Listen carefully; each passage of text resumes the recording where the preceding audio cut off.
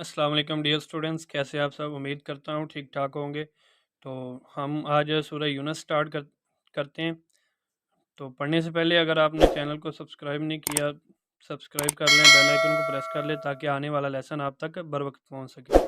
تو سٹارٹ کرتے ہیں۔ ریڈنگ آپ نے غور سے سننی ہے، اسی کے اندر اہم سیکیور شارٹ کویسچن وغیرہ میں لگواؤں گا۔ سورہ یونس ترتیب کے اعتبار سے قرآن مجید کی 10ویں سورت ہے۔ تو یہ ایم سی کیوز کے حوالے سے بھی اور شارٹ کویسچن بھی۔ ایم سی کیوز یہ پوچھا جا سکتا ہے کہ ترتیب کے اعتبار سے سورہ یونس قرآن مجید کی کون سی سورت ہے، ٹھیک ہے؟ تو کتنے نمبر پہ؟ تو آپ نے بتانا ہے کہ 10ویں نمبر پہ ہے، 10ویں سورت ہے، ٹھیک ہے؟ شارٹ کویسچن میں بھی پوچھا جا سکتا ہے ترتیب کے اعتبار سے سورہ یونس کا کون سا نمبر ہے اور کس پارے میں ہے، ٹھیک ہے؟ یہ بھی کویسچن آ سکتا ہے۔ اس کے بعد ہے اس کی 109 آیات اور 11 رکوع ہیں۔ یہ بھی شارٹ کویسچن میں پوچھا جا سکتا ہے کہ سورہ یونس کی آیات کتنی ہیں اور رکوع کتنے ہیں۔ تو آپ نے بتانا ہے کہ سورہ یونس کی آیات 109 اور رکوع 11 ہیں۔ یہ سورت 11ویں پارے میں ہے۔ یہ بھی شارٹ کویسچن ہے کہ سورہ یونس کون سے پارے میں؟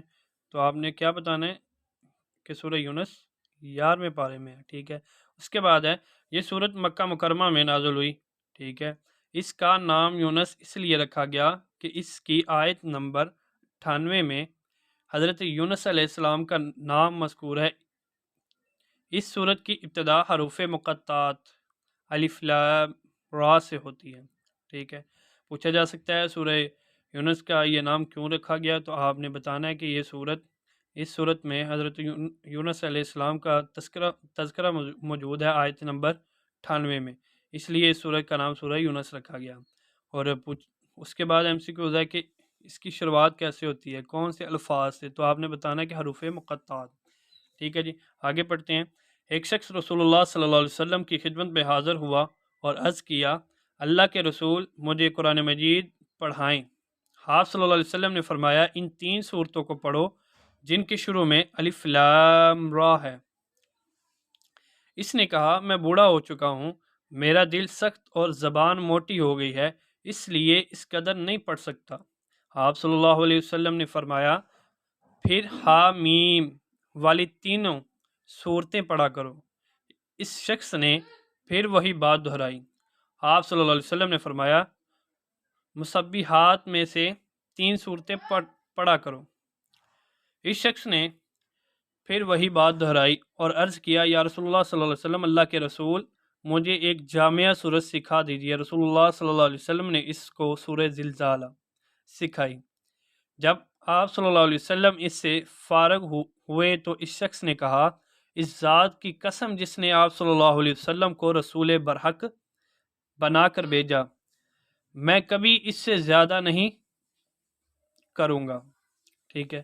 جب وہ آدمی واپس چلا گیا تو نبی کریم علیہ الصلوۃ والسلام نے فرمایا، یہ ضعیف شخص کامیاب ہو گیا، ٹھیک ہے جی؟ اس کے بعد ہے سورہ یونس کا مرکزی موضوع عقیدہ توحید، رسالت، قیامت کا دلائل کے 7 اثبات اور مشرکین کے عقائد باطلہ کی تردید ہے۔ یعنی دلائل کے ساتھ قیامت کو ثابت کیا گیا کہ قیامت آ کے ہی رہے گی، اور دوسرا مشرکین کے عقائد باطلہ کی تردید، جو مشرکین کے غلط عقائد تھے ان کی رد کیا گیا، ٹھیک ہے؟ یہ ہے مرکزی موضوع۔ شارٹ کویسچن میں پوچھا جا سکتا ہے کہ سورہ یونس کا مرکزی موضوع تحریر کریں، تو آپ نے یہاں سے لے کے یہاں تک لکھ دینا، ٹھیک ہے جی؟ اس کے بعد ہے بنیادی مضامین۔ سورہ یونس کی ابتدائی آیات میں قرآن مجید کی آیات کو کمال حکمت والی آیات قرار دیا گیا ہے۔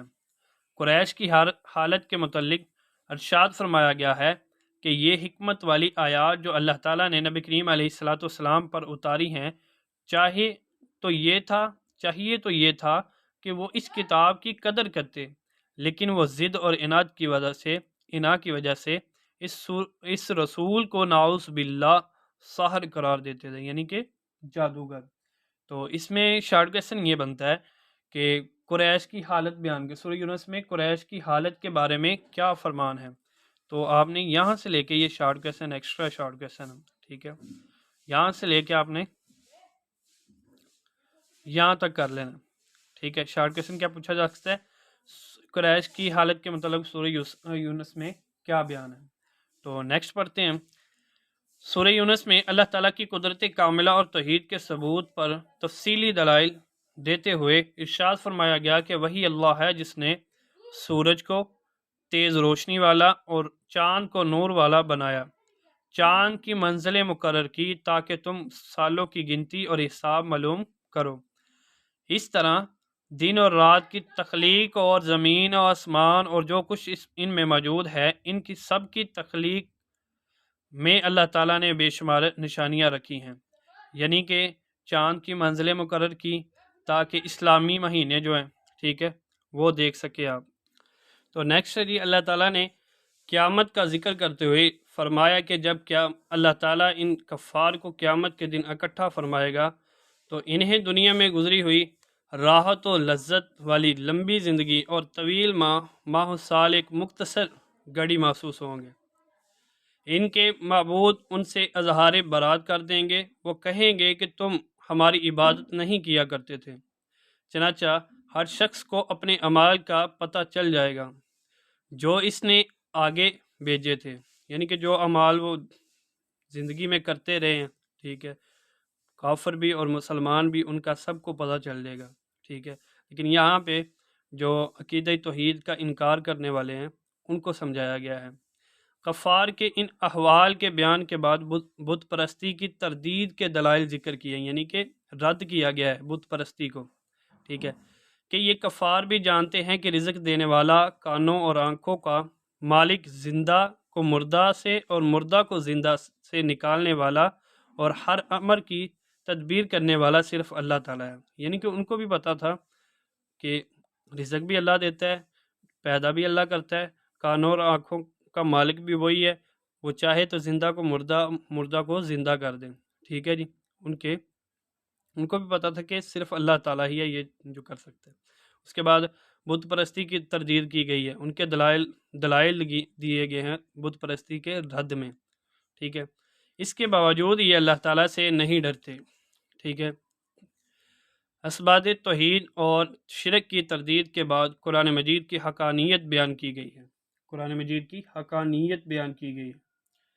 یہ قرآن مجید من گھڑت کتاب نہیں، اگر کسی کو اس کی صداقت میں شک ہے تو وہ اس طرح کی کوئی ایک صورت ہی لا کے دکھا دیں، لیکن یہ کافر اپنے باپ دادا کی اندھی تلقین میں قرآن مجید کو جھٹلا رہے ہیں، یعنی کہ کفار کے جو مذہب ہے، ان کے باپ دادا کے، جو ان کے باپ اور دادا کے مذہب ہے، وہ ان کی اندھی تقلید کرتے ہیں، مطلب کہ ان کو اندھا مانتے ہیں کہ وہی سچ ہے، وہ قرآن مجید کو جھٹلاتے ہیں، ٹھیک ہے۔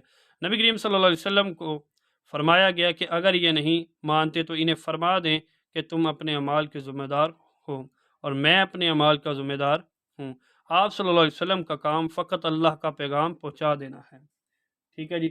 یہاں شارٹ کویسچن ایک بنتا ہے، وہ آپ نوٹ فرما لیں۔ یہاں کویسچن یہ بنتا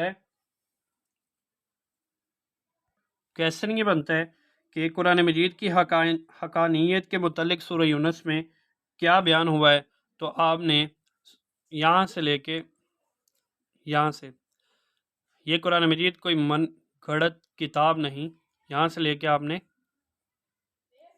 یہاں تک کر لینا، ٹھیک ہے۔ یہ ایکسٹرا شارٹ کویسچن ہے۔ تو اس کے بعد نیکسٹ ہے سورہ یونس کے آخر میں متعدد انبیاء کرام علیہ السلام کا تذکرہ کیا گیا ہے۔ نبی کریم صلی اللہ علیہ وسلم اور صحابہ کرام کو تسلی دی گئی ہے کہ ان انبیاء کرام علیہ السلام کی اقوام نے انہیں جھٹلایا اور سرکشی کی تو اللہ تعالیٰ نے اپنے رسولوں اور ایمان والوں کو بچا لیا اور سرکش قوموں کو تباہ و برباد کر دیا۔ تو ایکسرسائز دیکھتے ہیں اب اس کی۔ تو پہلے سب سے مشق میں MCQs ہیں اس کے، وہ دیکھتے ہیں۔ قیامت کے دن کفار کو دنیا کی راحت و لذت والی زندگی محسوس ہوگی، خوبصورت، مختصر، شاندار، کامیاب۔ اس میں سے ہم نے ریڈنگ میں پڑھا تھا کہ ان کو یہ زندگی بہت مختصر لگے گی، ٹھیک ہے۔ تو بی والا آپشن آپ ٹک کر لیں۔ اس کے بعد سورہ یونس کے ابتدائی حروف ہیں، ٹھیک ہے۔ یہ حروف مقطعات دیے گئے ہیں 4، ان میں سے ہم نے پڑھا تھا ریڈنگ کے اندر کہ الف لام را، یہ سورہ یونس کے ابتدائی حروف ہیں، ٹھیک ہے، جہاں سے سورہ یونس شروع ہو رہی ہیں۔ تیسرا MCQ ہے قیامت کے دن مشرکین سے ان کے معبود کریں گے تو حسن سلوک کریں گے، اظہار برات کریں گے، سفارش کریں گے، تعاون کریں گے۔ تو ہم نے پڑھا تھا کہ اظہار برات کریں گے، ٹھیک ہے۔ سورہ یونس میں آخرت کو کہا گیا ہے کہ مطلب سورہ یونس میں آخرت کے بارے میں کیا بیان ہے، تو یہ آپ لگائیں گے کہ یہ ابدی زندگی ہے، مطلب ہمیشہ رہنے والی۔ 4 آپشن ہیں، ابدی، عارضی، محدود اور فانی۔ قرآن مجید کی ترتیب کے مطابق سورہ یونس کا نمبر ہے، ٹھیک ہے، 9واں، 10واں، 11واں، 12واں۔ تو آپ نے 10واں لگانا ہے کیونکہ ہم نے پڑھا تھا کہ اس کا 10واں نمبر ہے۔ تو یہ MCQ سے شارٹ کویسچن دیکھتے ہیں۔ سورہ یونس کا مرکزی موضوع تحریر کرے، سورہ یونس کا مرکزی موضوع تحریر کرے۔ تو پہلے شارٹ کویسچن کا آنسر پیج نمبر 61 پہ، مرکزی موضوع۔ سورہ یونس کا مرکزی موضوع عقیدہ توحید، رسالت، قیامت کا دلائل کے ساتھ اثبات اور مشرکین کے عقائد باطلہ کی تردید ہے، یہاں تک ہے۔ یہ شارٹ کویسچن ہے آپ کا پہلا شارٹ کویسچن، شارٹ آنسر۔ دوسرا شارٹ کویسچن ہے ہمارے پاس، سورہ یونس میں موجود اللہ تعالیٰ کی قدرت کاملہ کے 2 دلائل لکھے۔ تو پیج نمبر 61 پہ ہی یہ سورہ یونس میں اللہ تعالیٰ کی قدرت کاملہ اور توحید کے ثبوت پر تفصیلی دلائل دیتے ہوئے ارشاد فرمایا گیا کہ وہی اللہ ہے جس نے سورج کو تیز روشنی والا اور چاند کو نور والا بنایا، چاند کی منزلیں مقرر کی تاکہ تم سالوں کی گنتی اور حساب معلوم کرو۔ اسی طرح دن اور رات کی تخلیق اور زمین و آسمان اور جو کچھ ان میں موجود ہے، ان سب کی تخلیق میں اللہ تعالیٰ نے بے شمار نشانیاں رکھی ہیں۔ یہ آپ یہاں تک کر لیں، یہاں سے لے کے یہاں تک کویسچن نمبر 2 شارٹ کویسچن، ٹھیک ہے جی۔ اس کے بعد شارٹ کویسچن ہے، کویسچن نمبر 3 ہے بت پرستی کی تردید کے 2 دلائل تحریر کریں۔ تو یہ ہم دیکھتے ہیں۔ تو کویسچن نمبر 3 کا آنسر یہاں سے لے کے، یہ کفار بھی جانتے ہیں کہ رزق دینے والا، یہاں سے لے کے آپ نے یہاں تک کر لینا، ٹھیک ہے جی۔ کفار بھی جانتے ہیں کہ رزق دینے والا، کانوں اور آنکھوں کا مالک، زندہ کو مردہ سے اور مردہ کو زندہ سے نکالنے والا، اور ہر امر کی تدبیر، یہاں تک کرنا ہے آپ نے، ٹھیک ہے۔ کویسچن نمبر 3 اور کویسچن نمبر 4 ہے ہمارے پاس، سورہ یونس میں قرآن مجید کی حقانیت کے بارے میں کفار کو کیا چیلنج کیا گیا، کفار کو کیا چیلنج کیا گیا۔ تو کویسچن نمبر 4 کا آنسر یہ ہے، یہ قرآن مجید کوئی من گھڑت کتاب نہیں، یہاں سے شروع کرنا ہے آپ نے، یہاں سے اور یہاں تک کر لینا، یہ ایک لائن ہی بنتی ہے تقریباً، یہاں سے لے کے اس ایک صورت ہی لا کے دکھا دو، یہاں تک کرنا ہے۔ اور کویسچن نمبر 5 ہے، سورہ یونس میں رسول اللہ صلی اللہ علیہ وسلم کو سابقہ انبیاء کرام علیہ السلام کے واقعات سے کیسے تسلی دی گئی۔ تو کویسچن نمبر 5 کا آنسر ہے، یہاں سے لے کے آخری پیراگراف یہاں تک آپ کر لیں، ٹھیک ہے۔ اس کے بعد ہمارے پاس لانگ کویسچن ہے، سورہ یونس کے بنیادی مضامین تحریر کریں۔ تو بنیادی مضامین پیج نمبر 160 سے لے کے یہ والا، یہاں سے لے کے آپ نے دوسرے پیج 62 پہ لاسٹ تک کرنا ہے، ٹھیک ہے۔ یہ تھا آج کی ویڈیو، تو نیکسٹ ویڈیو میں ملتے ہیں انشاءاللہ۔ اللہ حافظ۔